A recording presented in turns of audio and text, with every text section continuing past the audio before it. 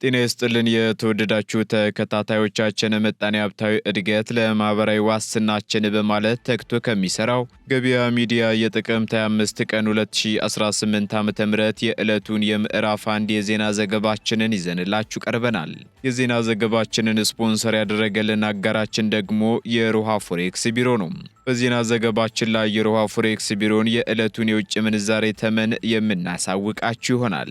በዜናዎቻችን ላይ የተመረጡ ምጣኔ ሀብታዊ፣ ማህበራዊና ሌሎች ወቅታዊ እንዲሁም አዳዲስ ጉዳዮችን አካተናል። እንድትከታተሉን እንጋብዛችኋለን። በቅድሚያም አርዕስቶችን ተሽከርካሪዎችን ያለ ፖሊስ እውቅና የሚጠግኑ ጋራዦችን የሚያስቀጣ አዲስ መመሪያ ተግባራዊ ሆነ። አዲሱ መመሪያም ከቅጣቱ ባሻገር ሌሎች በርካታ ጉዳዮችን በውስጡ ማካተቱ ተሰምቷል። የምናጋራችሁ ይሆናል። አፋጣኝ ሀገር አቀፍ ፍተሻ እንዲጀመር ትዕዛዝ ተላለፈም። የታዘዘው አፋጣኝ ሀገር አቀፍ ፍተሻ መቼ እንደሚጀመርና የቅጣት ወሰኑ ይፋ ሆኗል። በዝርዝር የምናደርሳችሁ መረጃችን ነው። ባንኩ የስራ ሰዓቱን እስከ ምሽቱ 2 ሰዓት ማራዘሙን አስታወቀም። ባንኩ የአገልግሎት መስጫ ሰዓቱን ለምን እንዳራዘመ ይፋ አድርጓል። በዝርዝር ትሰሙታላችሁ። ለረጅም ዓመታት ሲያገለግል የነበረው የኤድና ሞል አደባባይ መፍረሱን ተከትሎ አዲስ መረጃ ወጣ። ከብራስ ወደ አትላስና አካባቢው፣ ከቦሌ ወደ 22ና አካባቢው ለመጓዝ መተላለፊያ ሆኖ የቆየው ኤድና ሞል አደባባይ የፈረሰበትን ምክንያትም ባለስልጣኑ አስታውቋል። በዝርዝር ይዘነዋል። የተወደዳችሁ የገበያ ሚዲያ ተከታታዮቻችን እነዚህንና ሌሎች ኢኮኖሚያዊና ማህበራዊ መረጃዎቻችንን ይዘንላችሁ ቀርበናል። አዳዲስ እንዲሁም ትኩስ ኢኮኖሚያዊና ማህበራዊ መረጃዎቻችንን ለማግኘት ታዲያ የገበያ ሚዲያን እንድትወዳጁ እየጋበዝን በዝርዝር ወደምንመለከታቸው መረጃዎቻችን እናልፋለን። በውቢቷ ፒያሳ ላይ ቅንጡ አፓርታማዎችን ከ1.2 ሚሊዮን ብር ቅድመ ክፍያ ጀምሮ ያቀረበለው ቴምር ሪል ስቴት የከተማዋን ውብ እይታ ማየት የሚችሉባቸው አስቀድመው ለሚከፍሉ 30 በመቶ ድረስ ቅናሽ አዘጋጅቷል። በተጨማሪም ፒያሳ ሚኒሊክ አደባባይ 20 ካሬ የንግድ ሱቆችን ከ2.8 ሚሊዮን ብር ቅድመ ክፍያ ጀምሮ በዶላርም ሆነ በዋጋ ግሽበት ምንም አይነት የዋጋ ጭማሪ አናደርግም። ከኢትዮጵያ ውጭ ለምትኖሩ ወኪል ባይኖራችሁም በዲኤችኤል ያላችሁበት ድረስ ውልከን እናስፈርማለን። ይህ ቅናሽ ለ15 ቀናት ብቻ ስለሚቆይ ለበለጠ መረጃ በ0935 47638 ወይንም 0948 777672 ይደውሉ።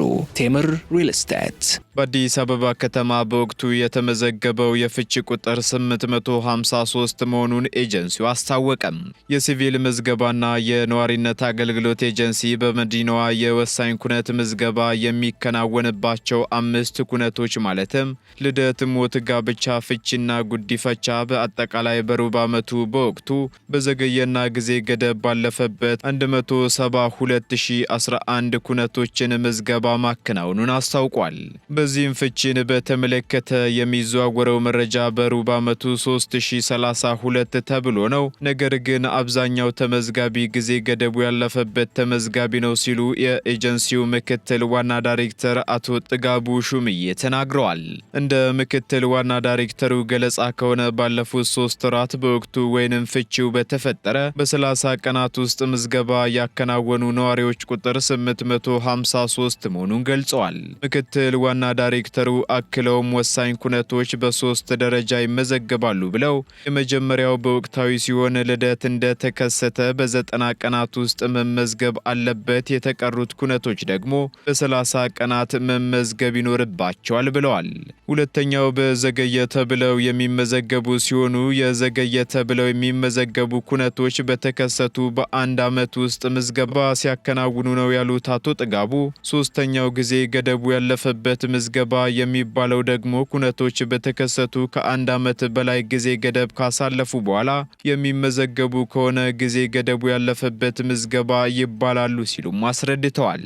በዚህም የወሳኝ ኩነት ምዝገባዎች በሀገር አቀፍ ደረጃና በአዲስ አበባ ከተማ እየተከናወነ ያለው በሶስቱም መንገዶች መሆኑን በመግለጽ በሩብ ዓመቱ በልደት፣ በጋብቻ፣ በፍቺ፣ በሞትና በጉዲፈቻ በወቅቱ መመዝገብ የቻልነው 30571 ናቸውም ብለዋል። በዚሁ መሰረት ልደት 25876፣ ጋብቻ ደግሞ 2536 እንዲሁም ፍቺ 853፣ ሞት ደግሞ 1258 እንዲሁም ጉዲፈቻ 50 68 በወቅቱ መመዝገባቸውን አስታውቀዋል።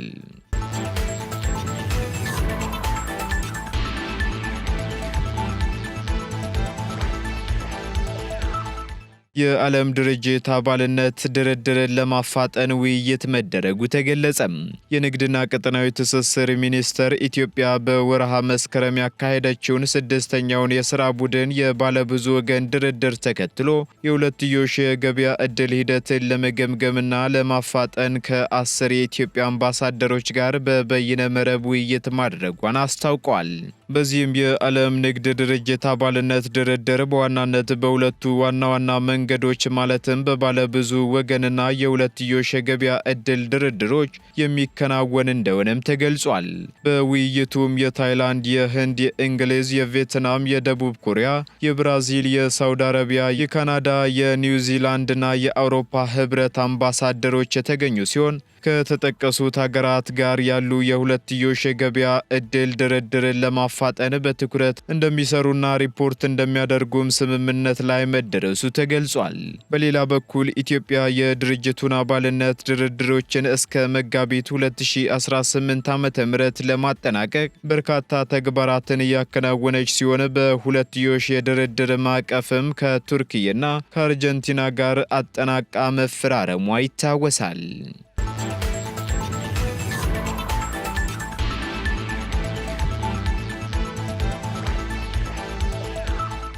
በ154 መሰረታዊ የህብረት ሥራ ማህበራት የምግብና የፍጆታ ምርቶች በተመጣጣኝ ዋጋ እየቀረቡ ነው ተባለም። የአዲስ አበባ ህብረት ሥራ ኮሚሽን በመዲናዋ የምግብና የፍጆታ ምርቶች በ154 መሰረታዊ የህብረት ሥራ ማህበራት በኩል በተመጣጣኝ ዋጋ እየቀረቡ ነው ሲል አስታውቋል።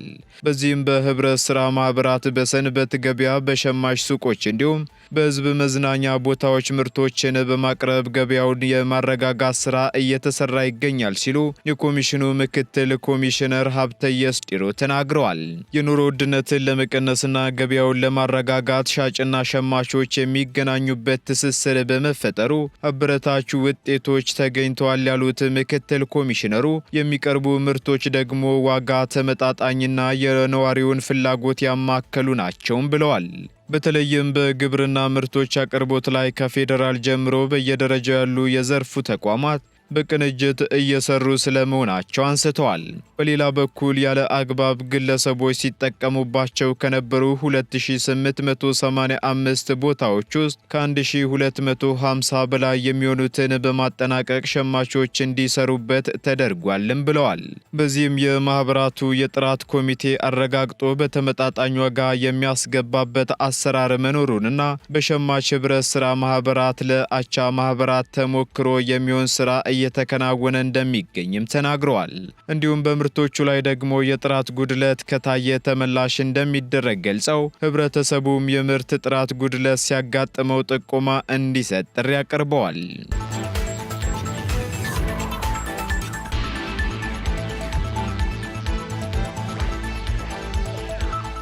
የኤድና ሞል አደባባይ መነሳቱ ተገለጸ። ከብራስ ወደ አትላስና አካባቢው እንዲሁም ከቦሌ ወደ 22ና አካባቢው ለመጓዝ ለረጅም ዓመታት መተላለፊያ ሆኖ የቆየው ኤድና ሞል አደባባይ መነሳቱን የአዲስ አበባ መንገዶች ባለስልጣን አስታውቋል። በዚህም ባለስልጣኑ ከአትላስ ቦሌ መድኃኔዓለም ብራስ የሚዘልቀውን ኮሪደር በራስ ኃይልና በማህበራት ተሳትፎ እየገነባ መሆኑን አክሏል። ይህ ኮሪደርም በአጠቃላይ 2.34 ኪሎ ሜትር ርዝመት የሚሸፍን ሲሆን ከ42 እስከ 50 ሜትር የጎን ስፋት እንዲኖረው ተደርጎ እየተገነባ ነው ተብሏል።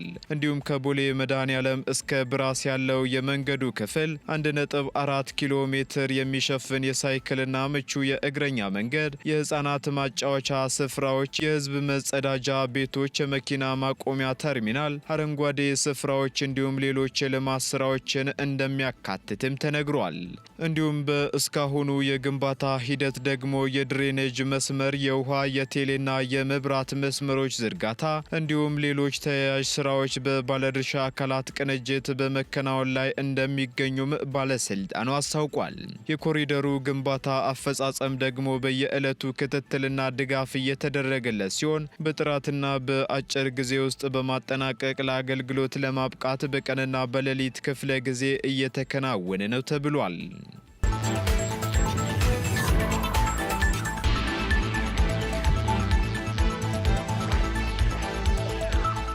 ተሽከርካሪዎችን ያለ ፖሊስ እውቅና የሚጠግኑ ጋራዦች በወንጀል እንደሚጠየቁ ተገለጸ። የአዲስ አበባ ትራፊክ ማኔጅመንት በማንኛውም ምክንያት ከፍተኛ ጉዳት የደረሰባቸውን ተሽከርካሪዎች ከፖሊስ ፍቃድ ሳያገኙ መጠገን፣ ቀለማቸውን መቀየር ወይንም ሌላ ማንኛውንም የቅድመ ይዞታቸውን የሚለውጥ ጥገና ማካሄድ በወንጀል እንደሚያስጠይቅ አስታውቋል። በዚህም መመሪያውን የሚተላለፉ የጋራዥ ባለቤቶች ከ20 ሺህ ብር የገንዘብ መቀጮ ጀምሮ በወንጀል እስከ መጠየቅ የሚደርስ ቅጣት ይጠብቃቸዋል ተብሏል። ይህ አስገዳጅ መመሪያ ተግባራዊ የተደረገው ደግሞ የትራፊክ አደጋ አድርሰው የሚሰወሩ ወንጀለኞችን ሕገወጥ ድርጊት ለመቆጣጠር እንደሆነ የባለስልጣኑ የትራፊክ ቁጥጥርና ሁነት አስተዳደር ዳይሬክተር አቶ አያሌው ኢትሳ ተናግረዋል ሲል አሃዱ ዘግቧል። በመሆኑም በአስገዳጅ መመሪያው መሰረት ከፍተኛ ጉዳት የደረሰባቸውን ተሽከርካሪዎች የሚጠግኑ ጋራዦች በተሽከርካሪው ላይ ምንም አይነት ለውጥ ከማካሄዳቸው በፊት ተሽከርካሪው አደጋ አለማድረሱንና በፖሊስ እንደማይፈለግ የሚገልጽ ማስረጃ ከፖሊስ መውሰድ ይጠበቅባቸዋል ተብሏል።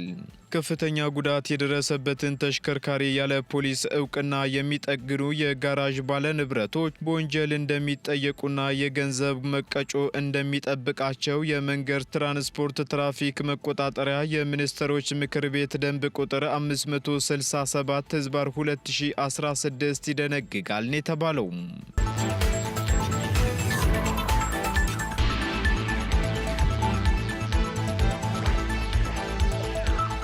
በቡና ኤክስፖርት ላይ የተፈጠረውን ክምችት በተመለከተ አፋጣኝ ሀገር አቀፍ ፍተሻ እንዲጀመር ታዘዘ።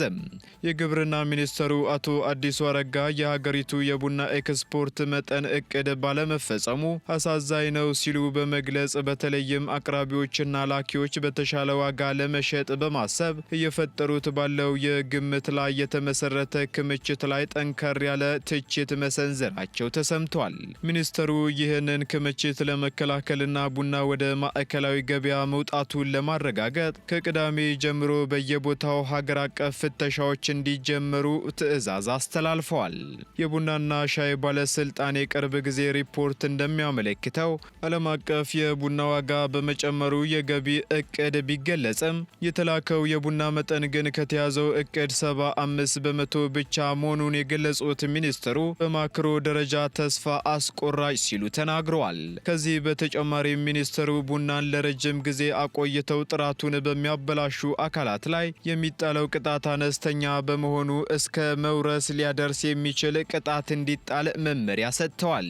እንዲሁም የዘርፉ ባለድርሻ አካላት ደግሞ የስፔኩሌሽኑ ችግር መኖሩን ቢያምኑም ደግሞ ዋናው የችግሩ ምንጭ ሕገወጥ የግብይት ሰንሰለት፣ ከግብር ነፃ የሚንቀሳቀሱ ደላሎችና ያልተመጣጠነ የዋጋ መዋለል መሆኑን ገልጸዋል ሲል ካፒታል ጋዜጣ አስነብቧል። በሌላ በኩል በረጅም ጊዜ የቡናን የኤክስፖርት ገቢ ወደ 3 ቢሊዮን ዶላር ለማድረስ ለአምራችና ላኪዎች ልዩ ማበረታቻ በመስጠትና የግብይት ሰንሰለቱን በማጠናከር ላይ ትኩረት እንደሚሰጥ ሚኒስትሩ አረጋግጠዋል።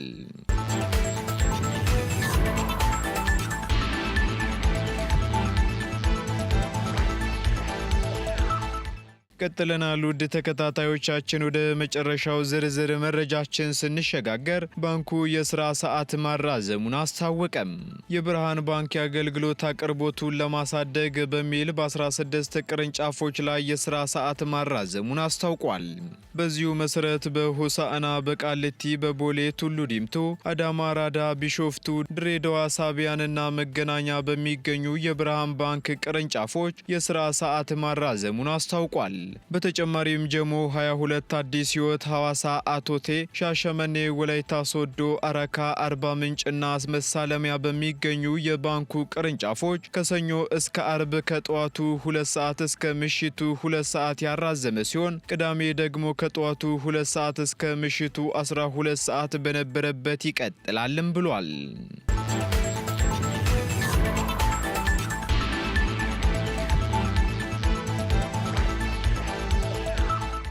ቀጥለናል ውድ ተከታታዮቻችን። በመጨረሻም የሮሃ ፎሬክስ ቢሮን የዕለቱን የውጭ ምንዛሬ ተመን መረጃ እናጋራችኋለን።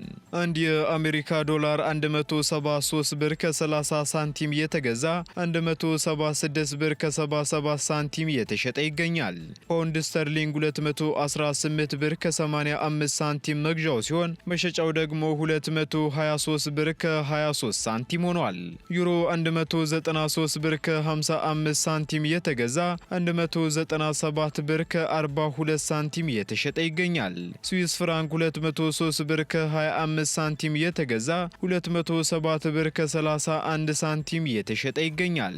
እንዲሁም የተባበሩት አረብ ኤምሬት ድራም ደግሞ 46 ብር ከ18 ሳንቲም መግዣው ሲሆን መሸጫው ደግሞ 47 ብር ከ10 ሳንቲም ሆኗል። የሳውዲ ሪያል እንዲሁ 45 ብር ከ60 ሳንቲም መግዣው ሲሆን መሸጫው ደግሞ 46 ብር ከ51 ሳንቲም ሆኗል። በተጨማሪም የቻይናው ዩዋን 22 ብር ከ70 ሳንቲም እየተገዛ 23 ብር ከ15 ሳንቲም የተሸጠ መሆኑን የሮሃ ፎሬክስ ቢሮ የዕለቱ የውጭ ምንዛሬ ተመን መረጃ ያመላክታል።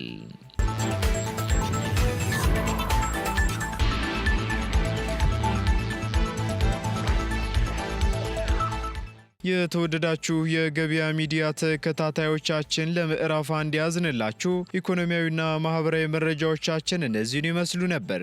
አዳዲስ እንዲሁም ትኩስ ኢኮኖሚያዊና ማህበራዊ መረጃዎቻችንን ለማግኘት ታዲያ የገበያ ሚዲያን እንድትወዳጁ እንጋብዛለን። ሰናይ ጊዜን ተመኘን። በውቢቷ ፒያሳ ላይ ቅንጡ አፓርታማዎችን ከ1.2 ሚሊዮን ብር ቅድመ ክፍያ ጀምሮ ያቀረበሎ ቴምር ሪል ስቴት የከተማዋን ውብ እይታ ማየት የሚችሉባቸው አስቀድመው ለሚከፍሉ 30 በመቶ ድረስ ቅናሽ አዘጋጅቷል። በተጨማሪም ፒያሳ ሚኒሊክ አደባባይ 20 ካሬ የንግድ ሱቆችን ከ2.8 ሚሊዮን ብር ቅድመ ክፍያ ጀምሮ በዶላርም ሆነ በዋጋ ግሽበት ምንም አይነት የዋጋ ጭማሪ አናደርግም። ከኢትዮጵያ ውጭ ለምትኖሩ ወኪል ባይኖራችሁም በዲኤችኤል ያላችሁበት ድረስ ውልከን እናስፈርማለን። ይህ ቅናሽ ለ15 ቀናት ብቻ ስለሚቆይ ለበለጠ መረጃ በ0935 47638 ወይንም 0948 777672 ይደውሉ። ቴምር ሪል ስቴት